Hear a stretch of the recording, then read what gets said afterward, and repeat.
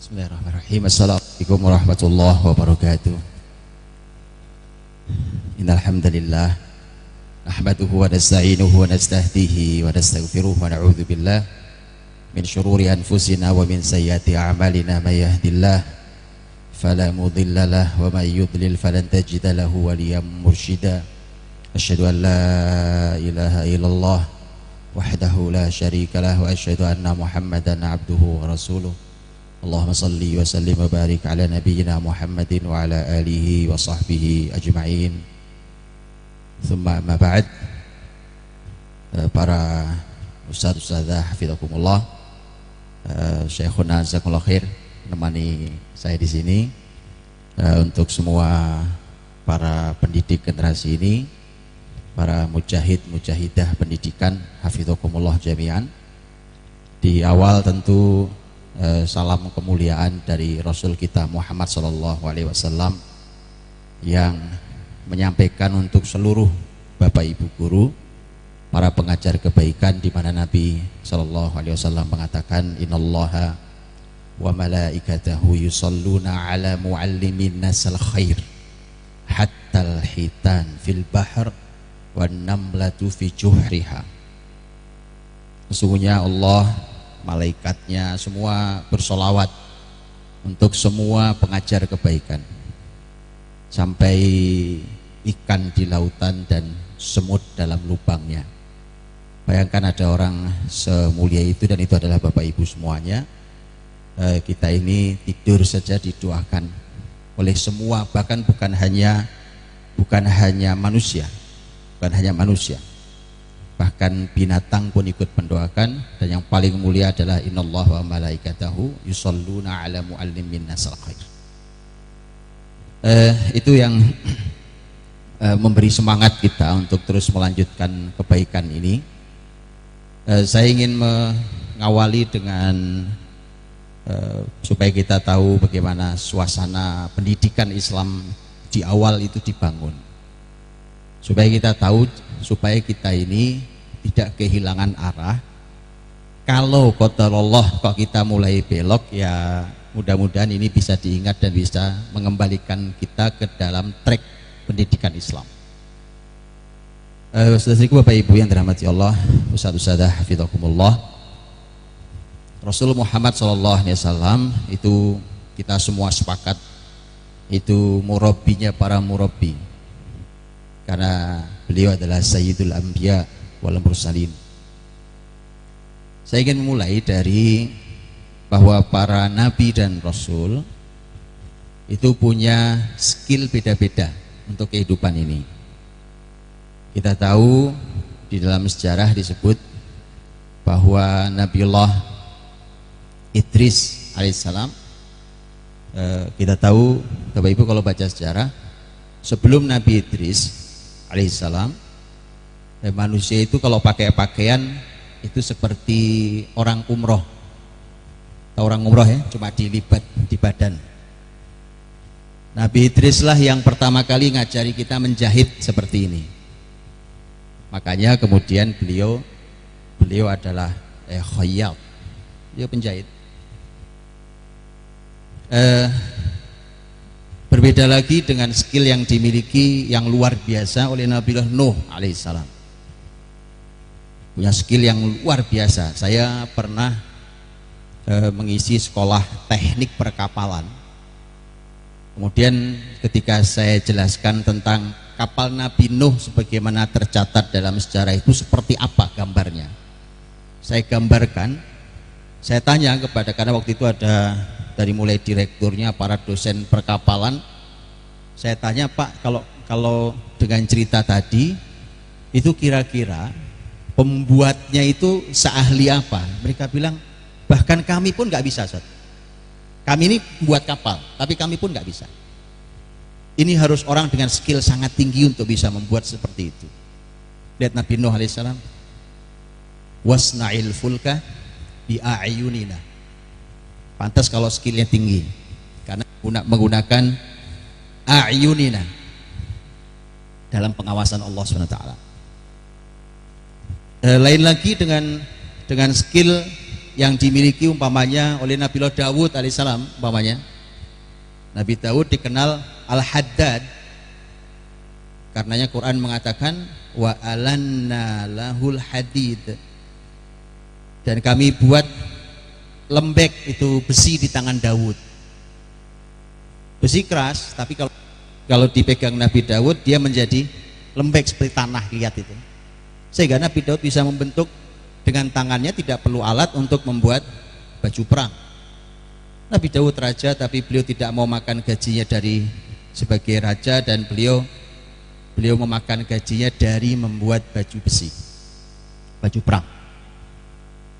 Ini teladan-teladan yang luar biasa buat kita. Atau siapa lagi contohnya skill, umpamanya contoh skill di masa Nabi kita, Nabi Muhammad SAW. Nabi Muhammad SAW punya skill. Kita tahu beliau orang Quraisy, dan Quraisy diungkap dalam surat Quraisy, li'ilafi Quraisy ilafihim rihlatash syita'i was-saif. Rihlah asy-syita' was-saif. Rihlah artinya jalan-jalan. Jadi orang Quraisy itu kerjanya jalan-jalan. Itu Quran yang bilang. Quran yang bilang rihlah artinya jalan-jalan. Yang salah adalah definisi kita. Karena kalau di kita definisinya jalan-jalan itu menghabiskan uang. Orang Quraisy jalan-jalan dapat uang, karena mereka dagang di musim syita, di musim dingin, dan di musim saif, musim panas. Karenanya mereka punya skill tinggi, dan mereka punya ketahanan fisik yang tidak sederhana. Bayangkan musim dingin, musim panas. Antum tahu kalau di Timur Tengah, karena kalau di musim dingin mereka berdagangnya ke arah selatan, ke arah Yaman, karena Yaman lebih hangat. Ya, kalau di musim dingin ke arah utara, di utara es beku, karena wilayah Syam itu turun salju sampai hari ini. Sebaliknya musim panas mereka ke arah utara. Sekali waktu mereka nyebrang ke Laut Merah, nyebrang Laut Merah masuk ke Habasyah. Nanti mereka juga punya hubungan dengan Persia ke arah utara, ke timur, ke wilayah Irak, Iran, dan seterusnya. Antum bayangkan wilayah jangkauan dagang seluas itu punya skill yang tidak sederhana. Coba pikirkan, itu bahasanya beda-beda loh, gimana cara jualannya.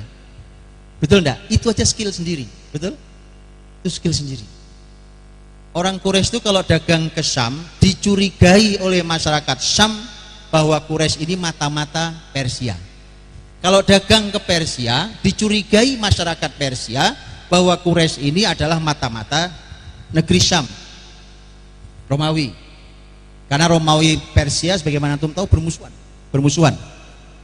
Allah abadikan dalam surat Ar-Rum, Alif Lam Mim, ghulibatir Rum fi adnal ardi wa hum min ba'di ghalabihim saglibun fi bid'i sinin. Pertarungan Persia Romawi itu pertarungan lama. Baik, jadi skill dagang sangat tinggi, teman-teman. Bukan cuma jago jualan enggak jualan. Ini jualannya internasional. Ekspor impor internasional. Oke. Lihat teman-teman, saya cuma cerita begini. Saya ingin sampai pada 1 atau 2 poin deh. Poin pertama, para nabi itu full skill. Jadi nggak ada tuh generasi muslim yang ngaku kenal para nabi itu, kemudian mereka lemah skillnya. Sekolah, Ustaz.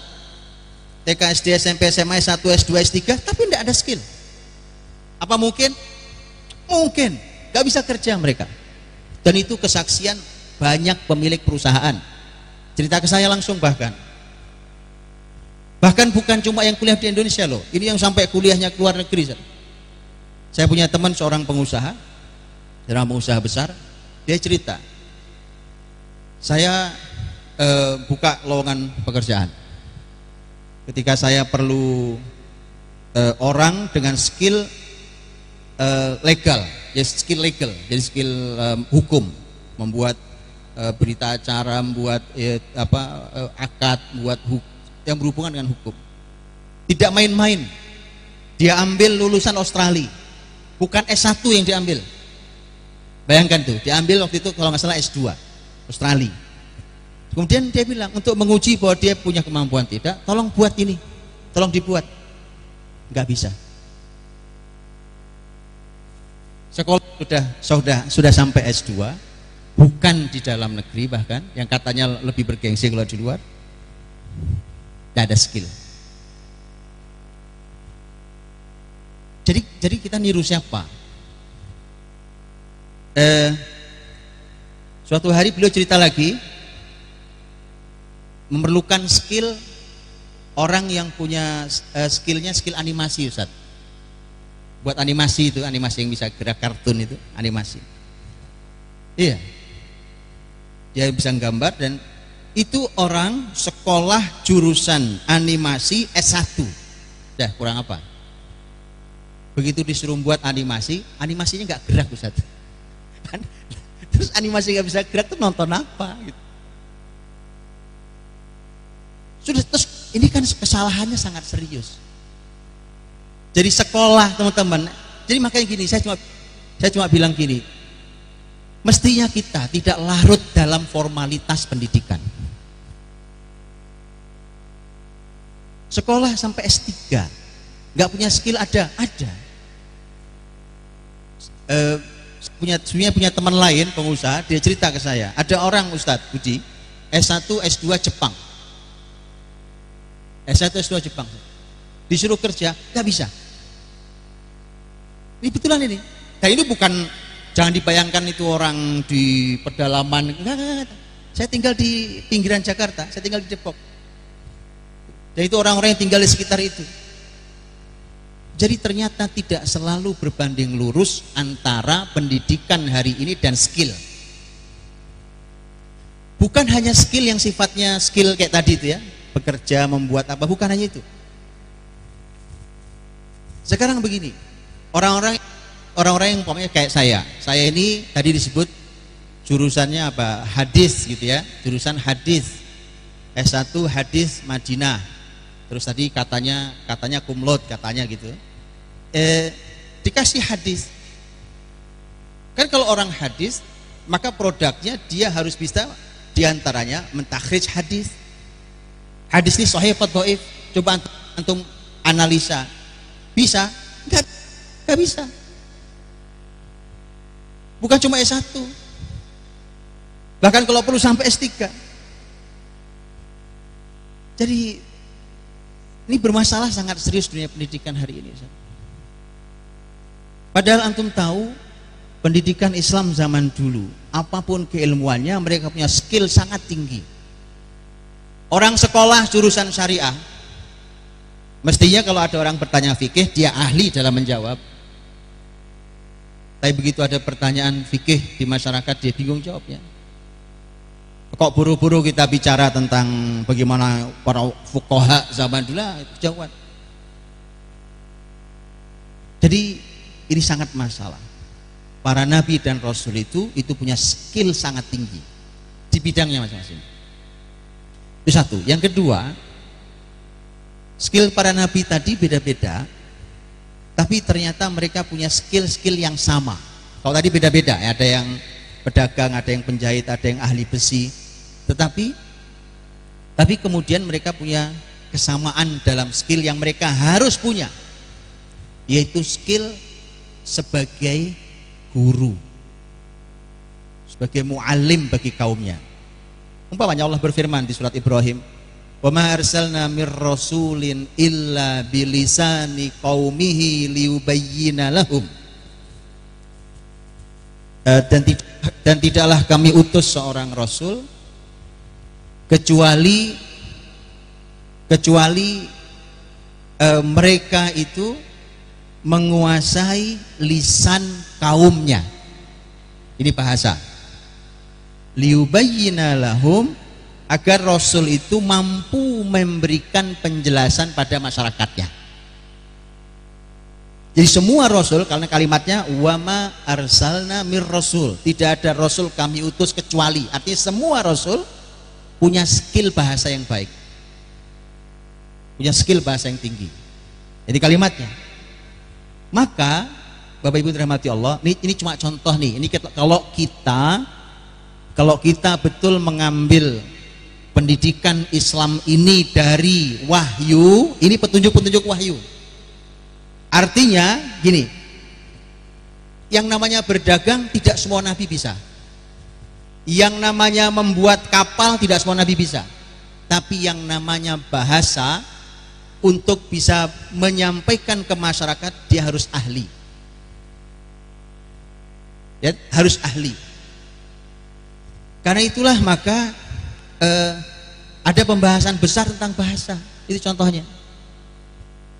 Karena itu Quran bilang.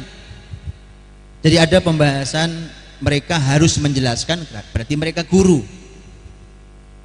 Salah satu alat penjelasan yang utama adalah bahasa. Makanya sebagian ulama tafsir, Ustadz, sebagian ulama tafsir menjelaskan begini. Kan kita dapat cerita begini ya. Nabi Musa alaihissalam waktu diutus Allah, idhab ila fir'auna innahu tagha. Pergilah kamu Musa ke Fir'aun. Fir'aun sudah melampaui batas, sudah jadi tauhid dia.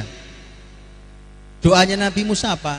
Rabbi syrahli sadri wa yassirli amri wahlul uqdatam min lisani yafqahu qawli waj'al li waziram min ahli Haruna akhi ushdud bihi azri wa asyrikhu fi amri. Itu semua doa Nabi Musa. Kay nusabbihaka katsira wa nadhkuraka katsira innaka kunta bina basira. Itu Masya Allah doanya. Baik, lihat doanya. Rabbi syrah li sadri, ya Allah lapangkan hatiku ini, dadaku ini lapangkan. Wa yassirli amri, ini semua kaidah dakwah. Dada itu kalau nggak lapang nggak bisa dakwah. Apalagi yang antum hadapi tauhid, jangan maju kecuali dada antum lagi lapang.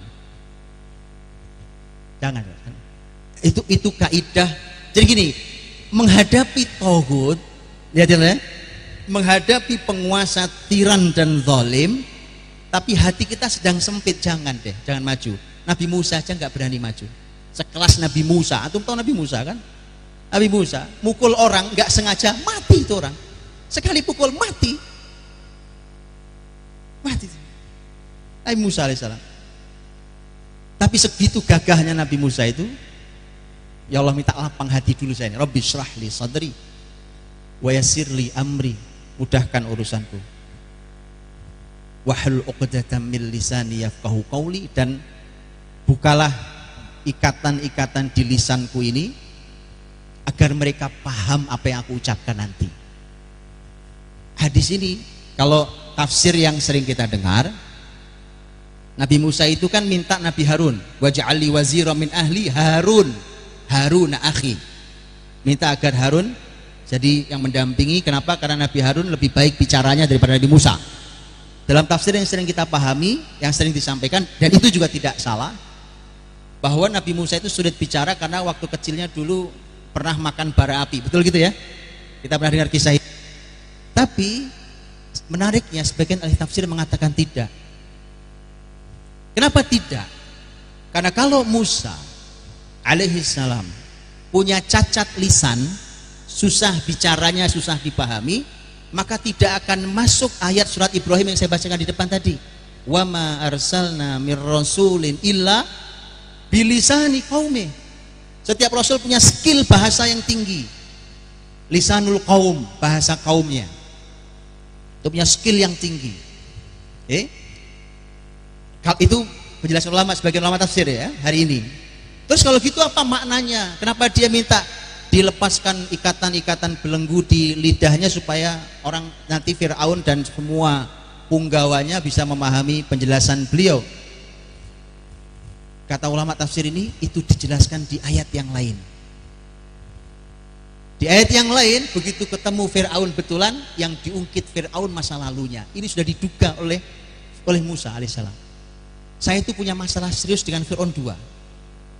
Satu, saya itu dididik dari kecil di istana ini. Jadi apa? Makan jasa. Susah jadi dai kalau banyak makan jasa. Paham teman-teman? Wallahi itu ajaran Nabi Musa alaihissalam. Mengerti? Boleh. Orang kalau mau dakwah dengan leluasa, jangan banyak makan jasa, apalagi makan barang haram. Syubhat aja nggak masuk, apalagi haram. Makan jasa yang itu jelas-jelas halal, kan orang ngasih saya sah. Tapi saya kayaknya kalau saya ambil, saya akan hutang jasa, hutang budi ke dia. Dan itu betul, di Quran diungkit oleh Fir'aun. Alam nurabbika fina walida. Kan dulu kami yang didik waktu si bocah di sini, Musa. Berarti diungkit, Zat. Itu loh, teman-teman. Ungkit jasa itu enggak. Ungkit jasa tidak enak. Dan kemudian antum kelu lidahnya untuk menyampaikan al-haq. Itu kalau kita didik generasi, itu harus lihat, harus generasi yang punya kemandirian sampai di level itu.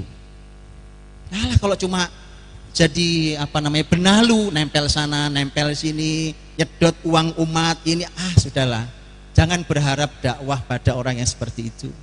Kita di pendidikan punya PR untuk melahirkan generasi yang sangat kokoh. Jangankan yang haram dan syubhat, yang halal saja bagi dia belum tentu dia ambil. Kalau membuat kelu lidah untuk berdakwah, itu generasi kokoh tuh, sahabat Nabi itu. Lihat Bilal, kita semua tahu Bilal alaihissalam.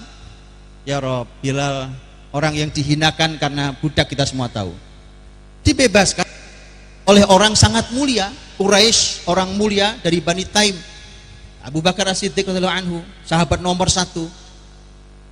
Begitu dibebaskan, baik, berarti Abu Bakar punya jasa sangat amat besar karena membebaskan perbudakan Bilal. Begitu Rasul wafat, Abu Bakar menjadi khalifah. Kemudian muslimin mulai membuka wilayah-wilayah Islam sampai ke negeri Syam. Bilal minta izin ke Abu Bakar, Khalifah, saya izin pindah ke negeri Syam. Izin pindah ke negeri Syam. Karena dulu para sahabat senior-senior itu tidak boleh meninggalkan Madinah kecuali seizin Khalifah. Pernah antum terapkan di Husnul Khotimah? Enggak, saya nanya aja. Orang-orang hebat di Husnul Khotimah ini tidak boleh meninggalkan Husnul Khotimah kecuali seizin pemimpin tertinggi. Santri-santri antum yang hebat-hebat itu, antum tidak boleh bergerak kecuali semua atas izin kami. Pernah begitu? Nabi kita kasih contoh itu. Sahabat-sahabat mulia, makanya peradaban di tangan mereka. Jadi makanya gini teman-teman, Bapak Ibu dirahmati Allah, kalau kita betul mau pendidik Islam, mau pendidikan Islam betul, Islamic education, jangan kemana-mana. Kita punya Quran, kita punya hadis, kita punya sejarah besar yang pernah melahirkan orang-orang besar. Jangan kemana-mana, perginya kok ke Finlandia, ke Jepang, antum kemana? Antum tersesat nanti. Bukan di situ pendidikan Islam adanya. Mana mereka mau bicara Islam? Oh ini kan bagus Pak, di mana bagusnya? Saya ladeni antum diskusi. Mau berapa malam saya ladeni? Ini saya tantangin. Siapa yang mau siap diskusi pendidikan dengan saya, yang menggunakan konsep mereka dan antum anggap itu sesuai dengan Islam, saya ladeni diskusinya. Oke ya, ini nggak sopan nih. Tapi demi kebaikan Husnul Khotimah. Karena saya tidak ridho lembaga sebaik ini, kemudian hasilnya tidak se-Islam yang kita inginkan. Ayo, silahkan. Ada bang ini bagus, Jepang ini begini, saya siap layani. Ayo diskusi. Ini Finlandia, konsep pendidikan terbaik di dunia hari ini. Ayo, saya siap layani, diskusi. Ini tantangan terbuka nih. Boleh. Antum lihat wajah saya sangat serius. Saya serius. Kenapa? Karena saya hanya ingin Islam. Ayo, wallahi, Quran, hadis Nabi, generasi salafus soleh, itu kurang apa? Finlandia itu membuktikan baru, Jepang itu baru. Kita punya sejarah pendidikan usia lebih dari 1000 tahun. Bayangkan ada kurikulum lebih dari 1000 tahun.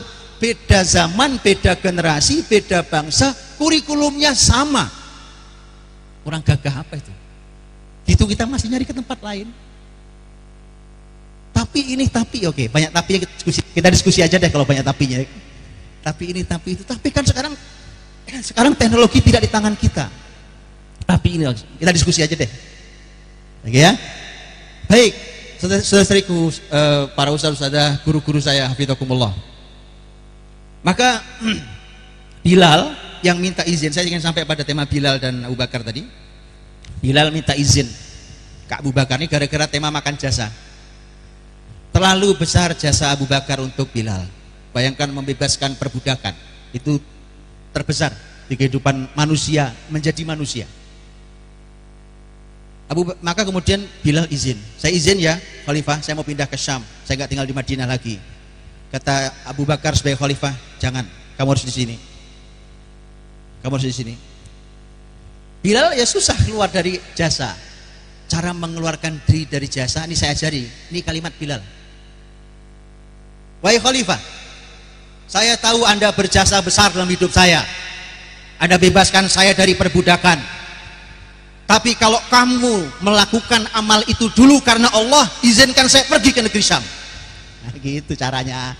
Berani? Kalau nggak berani jangan ambil jasa. Jangan ambil jasa kalau nggak berani. Yakinlah dakwah antum kelu tidak bisa bicara al-haq walau kana murran. Tak akan bisa.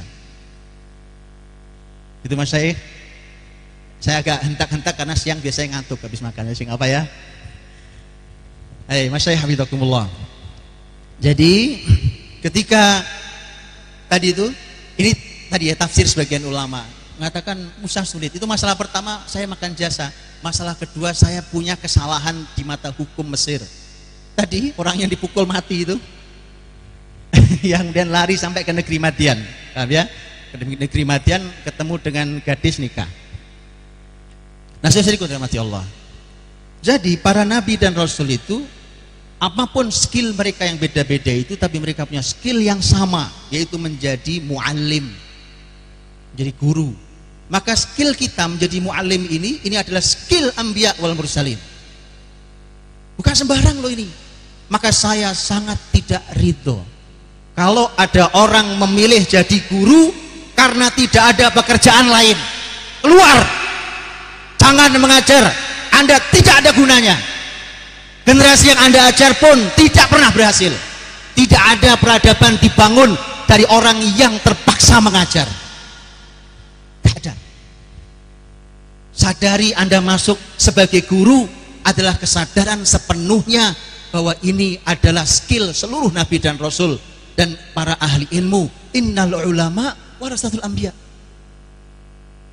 Gitu kan. Jadi setelah ini HK boleh ngecek kembali semua guru-gurunya, ya. Tanya satu-satu. Ridho terpaksa, gitu ya. Coret, gitu ya. Saya ngajari nggak bener, jangan ditiru ya. Jangan ditiru. Tapi begitu. Saya nggak ngajari Ustaz.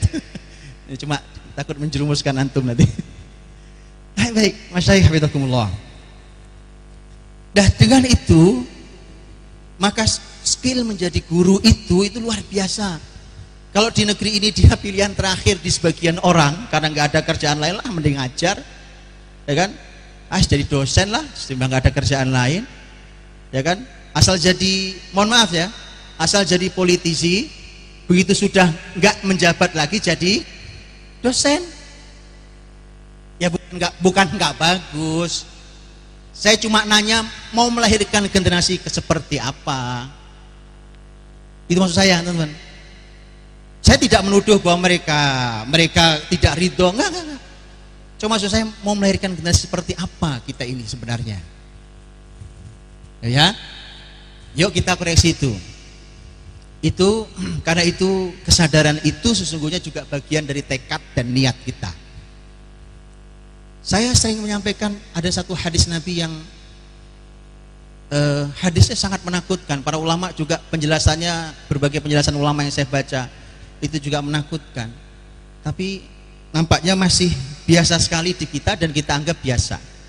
Padahal ancamannya neraka wal'iyadzubillah. Umpamanya Nabi SAW mengatakan, man ta'allama ilman mimma yubtagha bihi wajhullah la yata'allamuhu illa liyusiba 'aradan minad dunya lam yurih raihatal jannah yaumal qiyamah. Siapa yang menuntut ilmu yang harusnya niatnya ikhlas karena Allah, tapi ternyata dia menuntut ilmunya karena ingin mendapatkan dunia, maka dia tidak akan pernah mencium wanginya surga. hadis seberat itu sampai saya tuh baca berbagai penjelasan ulama Ustaz, termasuk ulama-ulama hari ini, para mufti. Saya khawatir jangan-jangan saya salah paham.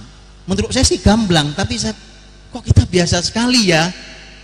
Orang sekolah, ternyata tujuan terbesarnya nyari kerja. Dapat duit, nyari kerjaan, dapat jabatan. Kalau sekolah di Khotimah itu nanti itu lulusannya biasanya gampang nyari kerja. Oh, biasanya. Dan itu dibiarkan. Kalau saya sih nggak akan saya biarkan, akan saya terapi karena kasihan. Saudara kita yang punya niat seperti itu kasihan. Bukan dunia loh, urusannya akhirat, urusannya neraka. Coba urusan neraka. Hadis lain Nabi SAW mengatakan, man ta'allama al-ilma liyubahi bihil ulama wa yumari bihis sufaha wa yasrif wujuhan nasi ilaih fannarun nar. Kata Nabi, siapa yang menuntut ilmu untuk supaya dia bisa berbangga dengan ilmuwan lain, bisa duduk sejajar kita. Saya juga punya ilmu, Ustaz punya ilmu, kita bisa duduk bersama ya kan? Kita bisa orang untuk bangga-banggaan di depan ulama lain, depan ilmuwan lain, atau untuk liumari bihis sufaha, atau untuk menjatuhkan orang-orang yang tidak berilmu. Karena punya ilmu kalau debat menangan, punya dalil, punya logika, punya data. Atau ini yang banyak nih, bahaya nih, untuk memalingkan wajah manusia agar semua ngelihat saya. Makanya saya sering bilang, yuk para ilmuwan jujur. Sebenarnya kita ini mengajarkan Islam ini ke masyarakat, ke siapapun, ke anak didik kita. Sebenarnya kita lagi mengumpulkan penggemar, atau kita sedang mendidik umat yang jujur sama Allah. Allah nggak bisa dibohongi. Koreksi hati masing-masing. Kalau penggemar itu tadi itu, penggemar itu orang dipalingkan wajah supaya ke sini, ngumpul di sekitar saya. Makanya gampang menilainya. Saya akan gampang tersinggung kalau mereka pergi atau bubar dari sekeliling saya. Padahal kadang kebenaran bukan di sini tempatnya, di majelis yang sana. Kalau betul karena al-haq yang kita sampaikan, saya justru akan katakan pergilah ke sana, yang ini salah, saya salah. Tapi kalau mengumpulkan penggemar, jangan pergi, itu nggak benar, itu nggak bagus, tetap di sini. Liyasrif wujuhan nas ilai. Kata Nabi, fannar, annar. Waliyadzubillah, neraka kata Nabi. Masa hadis sebesar ini tentang ilmu kelewat? Kan nggak mungkin kelewat dari kita. Tapi kemudian ketika terjadi pada orang tua murid yang sekolah di tempat kita, masa kita biarkan? Kalau alasannya itu biarin aja Pak, niat masing-masing. Loh, sejak kapan kita diajari untuk tidak peduli pada saudara yang salah? Itu siapa yang ngajari? Kan tadi kuntum khaira ummatin ukhrijat linnas ta'muruna bil ma'ruf wa tanhauna 'anil munkar wa tu'minuna billah. Enggak ada muslim enggak peduli sama saudaranya, enggak ada. Harus dibuatkan sistem di Husnul Khotimah.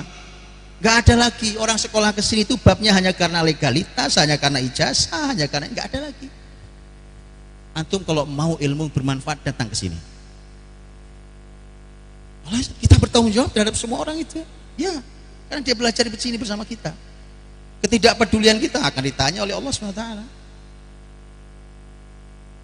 Baik, jadi ini tekad dan niat kita sejak awal di dunia ilmu, dunia pendidikan. Kalau babnya adalah mengamalkan, tadi sudah saya sampaikan.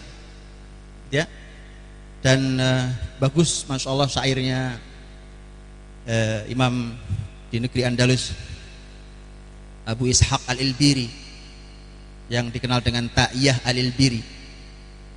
Abu Ishaq al-Ilbiri menuliskan nasihat untuk anaknya, panggilannya Abu Bakar, anaknya namanya panggilannya Abu Bakar. Dinasihati tentang ilmu. Sang ayah ini seorang alim, Abu Ishaq al-Ilbiri, orang dari kota Ilbira. Ilbira itu di Spanyol. Dia berkata di antara syair yang bunyinya, Aba Bakrin da'autuka law ajabta ila ma fihi hadduka in aqalta ila ilmin takunu bihi imaman muta'an in nahaita wa in amarta wa tajlu ma bi'ainika min ghasyaha wa yaksukal jamala idza tarabta. Syairnya indah sekali ya, itu kalau baca itu Masya Allah. Wa yaksukal jamala idza tarabta wa yanaluka naf'uhu. Abu terusnya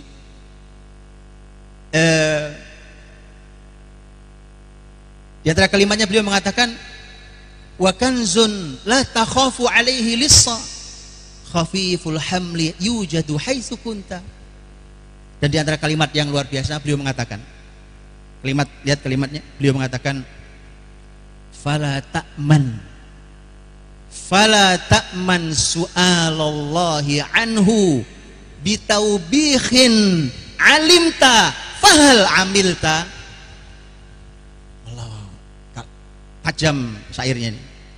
Abu Bakar anakku, aku panggil kamu pada sesuatu, mudah-mudahan kamu mau memenuhi panggilan ini, kepada ilmu yang dengan ilmu kau akan menjadi imam yang ditaati saat kau melarang dan saat kau memerintah ya. Dan beliau memberikan banyak kelebihan, diantaranya ilmu. Ini sebagian syairnya tadi. Dia akan menghilangkan yang menutupi matamu. Wa yahdika sabila idza dhalalta, dan memberikan kamu petunjuk jalan kalau kamu tersesat. Ilmu juga beliau mengatakan tadi, kata beliau wa tahmilu minhu fi nadika tajan wa yaksukal jamala idza tarabta. Kalau kamu duduk di sebuah tempat, sebuah majelis, maka seakan kamu sedang memakai mahkota, dan dia akan memakaikan keindahan pada dirimu saat kamu sedang ada di negeri asing kalau kamu berilmu. Wa kanzun la takhafu alaihi lissa khafiful hamli yujadu haitsu kunta. Ini kekayaan yang kamu tidak takut pencuri, dia ringan dibawa kemanapun kamu berada. Kalimat terakhir yang saya ingin sampai, beliau mengatakan fala ta'man su'alallahi anhu bitaubihin alimta fahal amilta. Tapi kamu jangan merasa aman dari pertanyaan Allah tentang hal ini. Dengan keras teguran Allah, Allah berkata, kamu sudah berilmu, tapi apa kamu sudah beramal?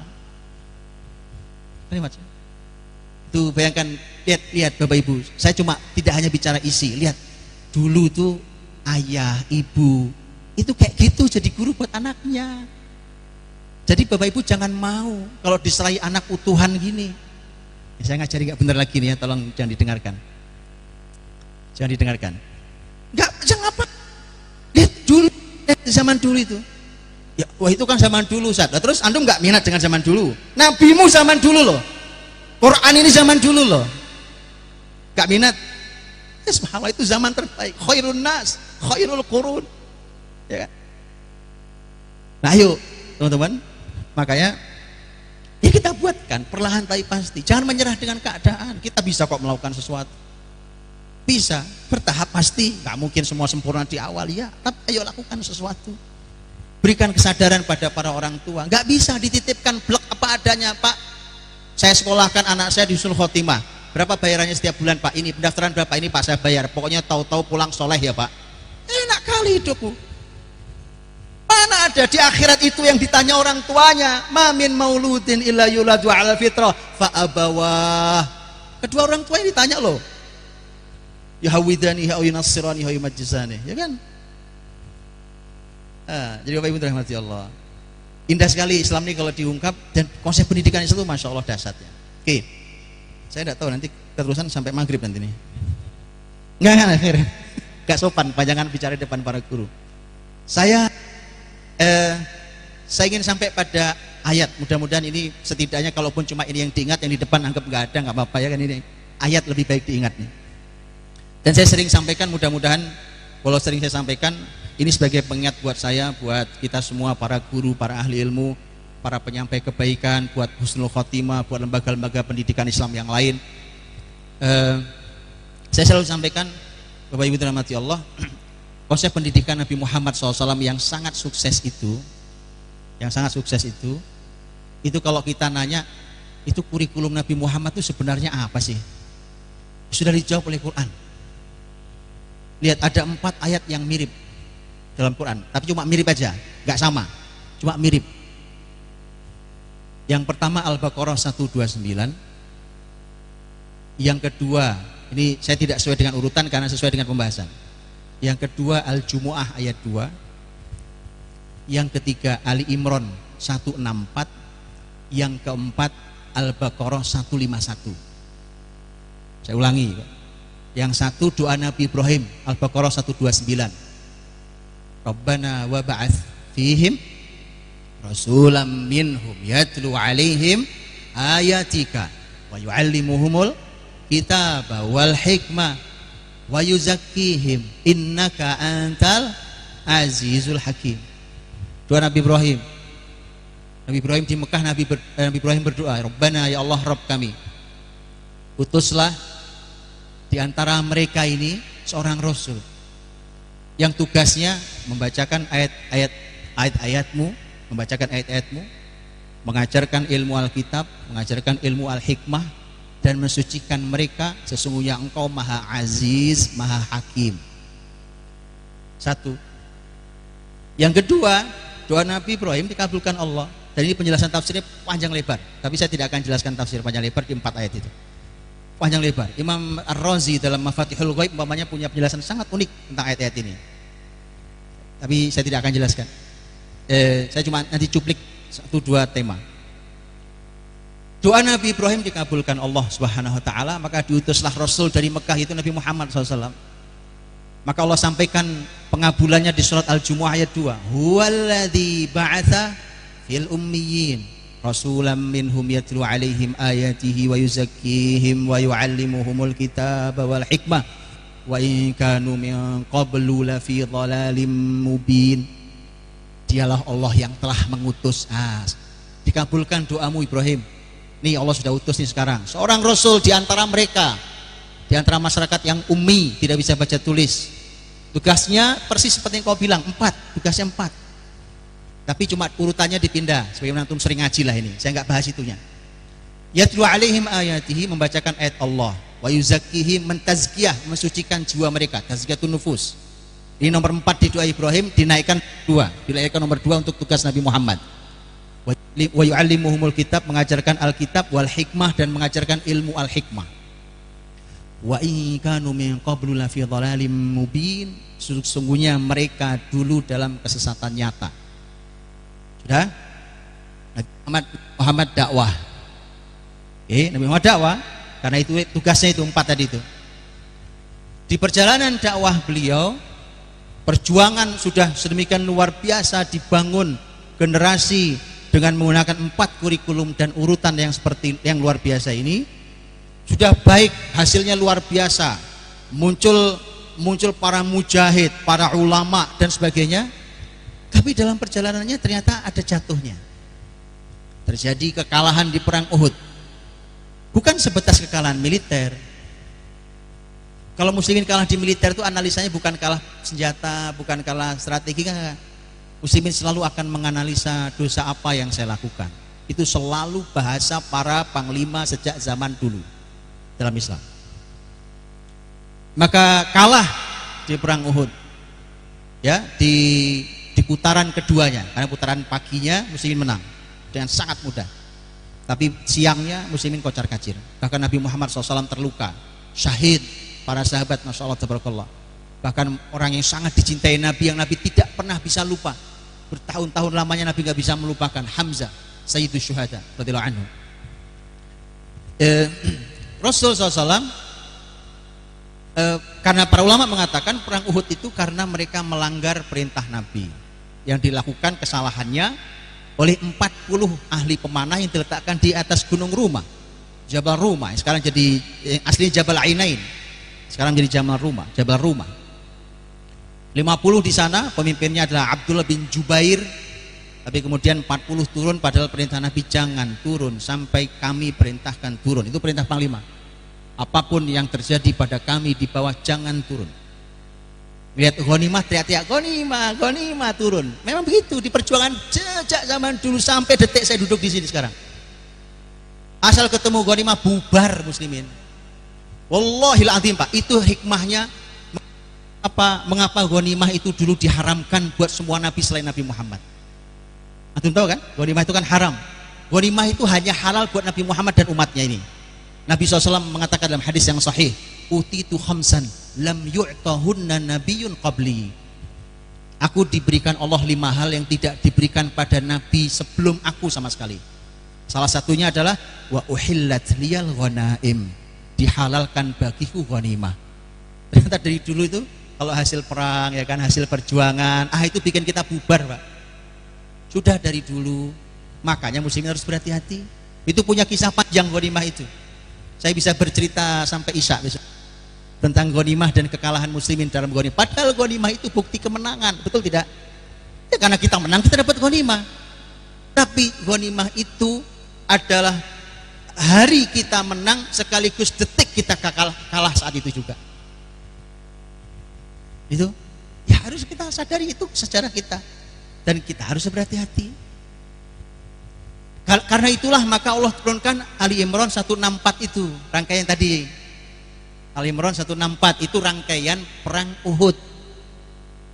Rangkaian perang Uhud. Ya, Ali Imran 164. Itu sama. Ayatnya isinya kalau urutan persis 4 dan penghujungnya persis sama dengan Al-Jumu'ah ayat 2. Persis sama ya, 4 poin ini 4 poin sama, urutannya sama, penutup ayatnya dengan Al-Jumu'ah ayat 2 sama, wa in kanu min qablu lafi dhalal, sama persis. 151 yang berbeda, Al-Baqarah 151, kama arsalna fikum rasulam minkum yatlu alaikum ayatina wa yuzakkikum wa yu'allimukumul kitaba wal hikmata wa yu'allimukum ma lam takunu ta'lamun. Itu yang berbeda. Ujung akhir yang berbeda. 4 poinnya sama. Ya, 4 poinnya sama. Urutannya sama. Ya, dengan yang Ali Imran dan dengan yang Al-Jumu'ah persis sama. Yang beda penutupnya. Penutupnya yang kelima, kalau sudah 4 kalian lakukan dengan urutan seperti ini, maka wa yu'allimukum ma lam takunu ta'lamun. Allah mengajarkan pada kalian ilmu apa saja yang belum kalian ketahui. Itu kenapa muslimin itu kreatif otaknya, karena Allah yang membukakan ilmu, bukan pinter-pinteran, bukan tes IQ doang. Nggak cukup. Nggak cukup Pak. Orang pinter, profesor melimpah di negeri ini, masalah nggak selesai-selesai. Betul kan? Kita belajar cuma murid, punya apa kita? Baik, itu kalau bukan karena Allah nggak terbuka solusinya. Makanya wa yu'allimukum, Allah yang mengajarkan kalian. Oke, itu 4 ayat. Saya tidak bahas panjang lebarnya, ini anggap sebagai penutup nih Pak. Saya cuma ingin mungkin satu saja ya, satu saja pelajarannya. Dan ini menjadi tolok ukur besar. Lihat, kalau yang Nabi Ibrahim itu doa, karena dia doa maka penutup ayatnya adalah Nabi Ibrahim menyebut Allah sebagai Aziz dan sebagai Hakim. Aziz dari kata Izzah. Izzah itu kemuliaan, kekuatan, kemenangan dan mengalahkan, itu Izzah. Al-Quwah, Al-Ghalabah itu Al-Izzah. Dari kata Aziz. Hakim dari kata hikmah, yang tadi saya jelaskan waktu orasi. Hikmah itu lebih dari ilmu.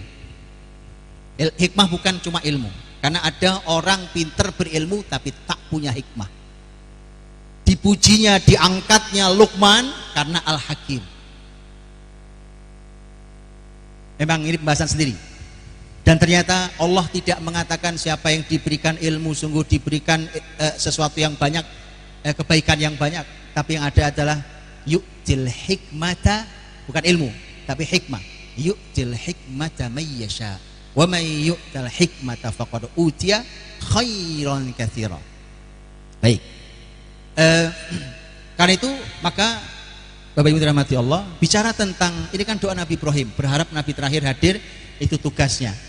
Penutup doanya dan pembahasan penutup doa dalam Al-Qur'an, pembahasan tentang penutup ayat dalam Quran yang kadang-kadang banyak menggunakan Asmaul Husna, itu ada pembahasan sendiri dalam ilmu tafsir. Dan itu ilmu besar sekali. Ini sesuatu yang pas dan cocok. Bicara tentang pendidikan, bicara tentang mendidik generasi, bicara tentang mau menghilangkan kegelapan dari umat ini, kita hadirkan generasi baru, maka Aziz Hakim. Aziz Hakim.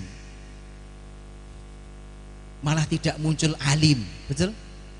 Gak muncul alim. Tadi sudah bilang, karena pendidikan kita tak cukup hanya memberi ilmu, tapi mari kita antar ilmu ini sampai menuju hikmah. Nah, itu perlu pelajaran sendiri, mengapa hikmah itu apa, bagaimana, dan seterusnya. Dan lihat, semua ilmu yang kita pelajari yang telah berubah menjadi hikmah, itu yang mengantarkan kita pada izzah, aziz. Tapi kemudian lihat, sudah ya, itu karena itu doa, sudah itu selesai, dikabulkan Allah. Kemudian sekarang berpindah fasenya ke zaman Nabi Muhammad. 3 ayat. 3 ayat ini urutannya sama persis. Saya cuma ingin mengamati penutup ayatnya. Al-Jumu'ah dan surat Ali Imran penutup ayatnya sama. Wa in kanu min qablu la fi dhalalim mubin. 2 kali diulang sama. Dulu mereka, masyarakat, umat ini ada dalam kesesatan nyata. Sama. Jumu'ah, Al-Jumu'ah, Ali Imran. Kalau yang Al-Baqarah 151 penutupnya berbeda. Wa yu'allimukum ma lam takunu ta'lamun. Allah ajarkan ilmu apa saja yang kalian belum tahu ilmunya. Asal 4 ini dijalani dengan baik, benar, dengan urutan yang baik dan benar. Lihat, berarti ada 2 penutup. 2 kali bicara tentang pendidikan ini harus mampu mengeluarkan generasi dari kesesatan nyata. 1, itu 2 kali disebut.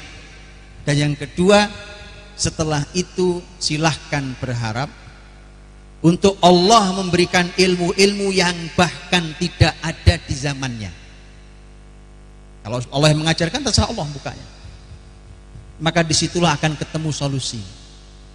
Karena banyak hari ini masalah tidak ketemu solusinya. Lihat teman-teman, solusi-solusi. Saya pernah ditanya, karena kemarin sepanjang kan sudah 2 Ramadan kita pandemi. Ramadan pertama waktu masih tegang-tegangnya, saya memberikan pembahasan kepada masyarakat, bahkan diantaranya saya kenalkan sebuah kitab Imam Ibnu Hajar, ya, Imam Ibnu Hajar, Badlul Ma'un fi Fadlit Ta'un. Imam Ibnu Hajar Al-Asqalani menulis kitab tentang ta'un di zamannya dan zaman-zaman sebelumnya. Saya bilang, lah jangan dibilang pandemi yang sekarang ini, COVID ini, ta'un. Ini nggak ada apa-apanya dibanding ta'un. Bacalah buku ini, kita akan tahu ini nggak ada apa-apanya dibanding ta'un yang pernah terjadi. Ta'un itu kata Imam Ibnu Hajar, semua ta'un yang berlalu, kata beliau, setiap awal musim panas ta'un berhenti. Itu udah berapa musim panas ini? Nggak berhenti. Betul kan? Iya. Susah kita hidup di zaman yang tidak ada solusi. Berkumpul profesor sekian banyak, ahli berbagai macam. Kalau Allah belum bukakan ilmu, gak ketemu. Itu kita kenapa tidak cukup hanya dengan orang pintar, tak cukup hanya dengan orang berilmu, tapi kita perlu orang yang dekat dengan Allah, yang kalau dialog dengan Allah, Allah dengar. Nah, itu potret pendidikan, potret generasi kita. Oke, jadi itu poin 1. Poin 1-nya adalah pendidikan ini harus mampu melahirkan generasi yang mendapat cahaya dan keluar dari kesesatan nyata. Ini harus jadi tolak ukur. Harus benar-benar diukur hasil pendidikan kita. Nggak boleh terus berjalan dalam sebuah formalitas yang beku, begitu lagi. Asal ketemu akhir tahun, kemudian kita haflah takharruj. Ya. Kita harus evaluasi apakah betul ayat wa in kanu min qablu la fi dhalalim mubin itu benar-benar sudah kita capai. Itu mengeluarkan generasi dari kesesatan nyata. Dan itu kalimat Qur'ani. Kita tahu bahwa kita ini harus keluar dari minadz-dzulumat ila an-nur. Dan ayat tentang ini, lihat, yang pertama kita tahu setelah ayat kursi, betul ya? Allahu waliyyul ladzina amanu yukhrijuhum minadz-dzulumati ila nur. Itu satu. Tapi yang kedua lihat ayatnya. Alif lam ra, ini awal surat Ibrahim. Lagi-lagi surat Ibrahim. Kitabun anzalnahu ilaika litukhrijan nas minadz-dzulumati ila nur biidzni rabbihim ila siratil azizil hamid.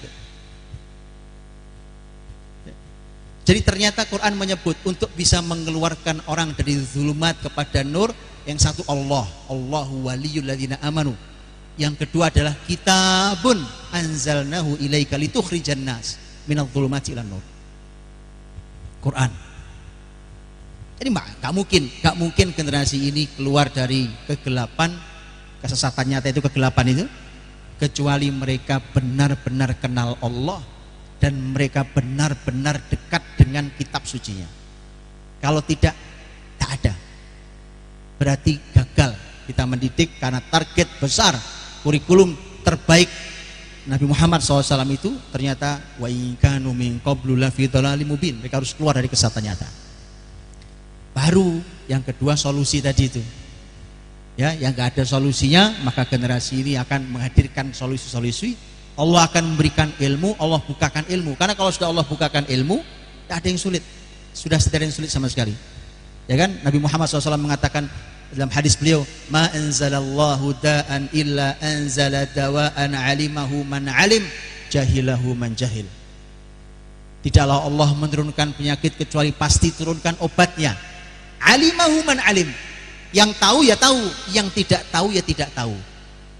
Jadi kalau sepanjang Allah belum buka ilmunya, ya semuanya masih jahil. Perlu generasi yang Allah bukakan ilmunya.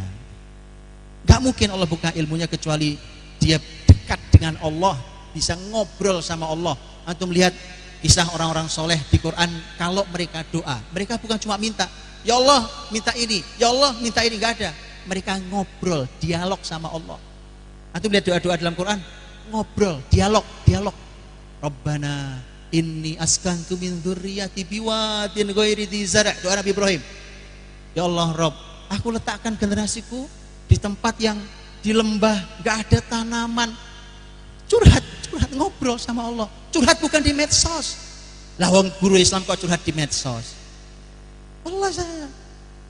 Gimana? Curhat itu sama Allah, sama Rabbul Izzah Dzil Jalali wal Ikram. Itu ya, curhatnya dihentikan ke medsos ya. Curhat pada Allah SWT. Lihat doa contohnya. Lihat Nabi Zakaria minta sesuatu yang mustahil. Apa yang dilakukan? Curhat sama Allah. Bukan langsung minta, ya Allah minta anak, enggak gitu.